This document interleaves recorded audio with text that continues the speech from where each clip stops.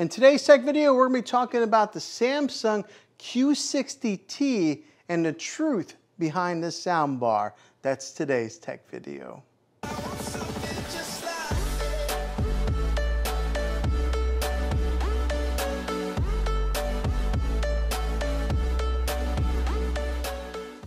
Well, hey guys, Juan here. Thanks for stopping by my channel and checking out this video. So today we're going to be talking about the truth that's in this soundbar here and talk about all the specifics, give you the facts, give you all the stats and everything that this thing can do. So I'm going to be giving you guys a full review and show you guys. So I'm going to be giving you guys a full review and let you know what it sounds like. So first off, we're going to start off with the looks of this soundbar here. It does have that metal grill on it that gives you that cool industrial look. Now the sides of this soundbar have that angular design that make it look really sleek. On the top of the soundbar, you'll see it's got the nameplate that says Samsung. Now on the front of the soundbar here, you're going to see a small display that will show you what source you are on, as well as what you're selecting on the side of the soundbar, or if you're using the remote control. Okay, now in my review videos, I always like to give the measurements of the soundbar just so that people can measure it out and see if it's gonna fit in their particular space, whether it's gonna be in between the legs or a TV, or if they're gonna be mounting it on the wall. So let's go ahead and get some measurements on this. The length of this soundbar comes in at 43 1/4. The height of it is just under 2 1/4, so 2 3/16. And then the depth on this thing is 3 7/8 of an inch. Now the subwoofer, I got the subwoofer here on the floor, but I'll go ahead and measure that. The subwoofer comes in at 14 inches by 8 inches, and then it's 12 inches deep. So it's kind of a bigger subwoofer, but most people are going to be putting that on their floor anyways. Now let's talk a little bit on the remote control. So as far as this remote control goes,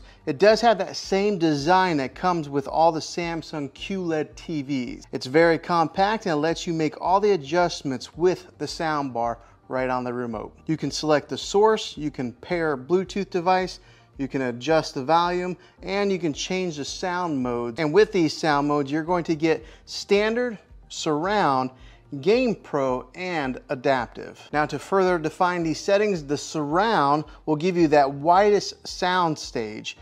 Game will detect when you're gaming and adjust sounds accordingly. And the adaptive will adjust settings right on the fly based on the content that you're watching, which is some really cool technology. For example, if you're watching something that's very dialogue heavy, it will adjust the vocals to make them easier to hear, which is a really cool feature. And if you are watching maybe a particular movie like on TV, and you know how when it cuts to commercials, sometimes the commercials will be a little bit loud, with that adaptive technology that's built in, it will adjust whenever it does those transitions. Now right here there are some controls as well. You have a plus and a minus symbol that will give you the volume up and down. It has the source selection, and then it's got the power button. Now the source button, it can connect any kind of like Bluetooth via holding down on that source button, where you just go to where it says BT on there. You'll hold down on it for about 5 seconds and then it activates the pairing mode. So sometimes you have to be a little bit patient with that one. But I recommend if you are going to be hooking this thing up to a TV, instead of going the Bluetooth route, make sure you go with like an optical cable or an HDMI cable. There's nothing that beats that wired connection. So what does it sound like? Let's go ahead and give you a sample. Now I know this is going to be a little bit different for all of you guys. Some of you guys might be watching this on your cell phone, some of you guys might be watching this on a computer or even on your TV, but we'll try to give you the best sound sample that you can get.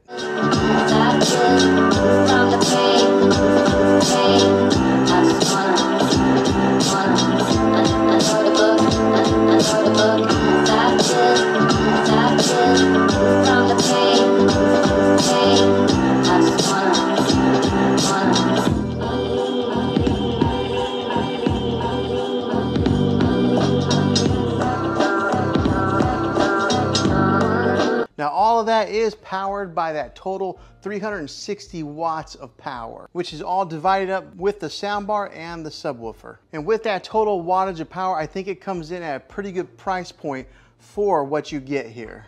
Now at the time of this recording, this soundbar is coming in at a little bit over $400.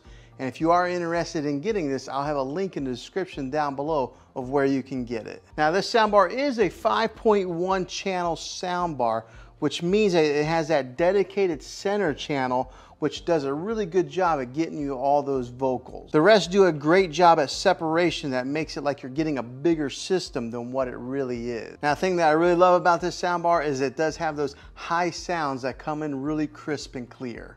And then the bass on this is very prominent, so all those like booms and those explosions that you hear when you're watching action films, you can really feel those. And then the mids, they fill in very nicely. Now, one of the awesome things about this soundbar here is that acoustic beam technology that comes in at the very top. There's all these different series of ports that whenever you are watching something like, say, maybe an action movie that has a car in it, and it starts over here and races across the screen, the sound travels with that. So that's some pretty cool technology that they are building in these soundbars nowadays. So kudos to Samsung for that. Now, it works really well, but it's hard to show in a video, so you'll just have to take my word for it. So not only does this soundbar sound good, but it does have that 4K pass-through technology using the HDMI ARC input that's on the back of this thing.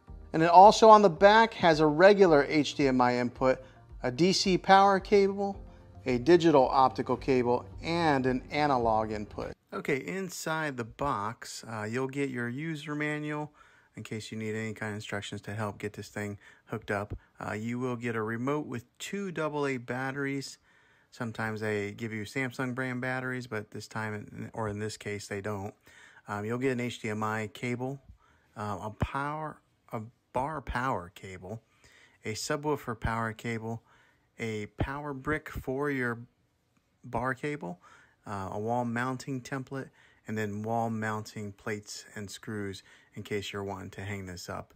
In my case, I just had it sitting on the TV stand. So that's what you get inside the box. So if you bought a new Samsung TV, I strongly recommend that you supplement it with one of these Samsung soundbars, and maybe this one could be the one that you get. And then even if you don't have a Samsung TV, you can still use this soundbar because it connects to just about any TV using those ports that are on the back. So the truth behind this soundbar, I think that you get a lot of soundbar for the price. Sometimes these things can be pretty expensive, but I think it's a pretty good add-on to your TV because a lot of these TVs that come out nowadays, the sound is built, behind it or underneath it, and well, it's just not the greatest, and sometimes you do have to complement it with a sound bar that enhances your movie watching and TV watching experience. So the truth on this thing is, I think it really does well, and I think that it will enhance your TV setup.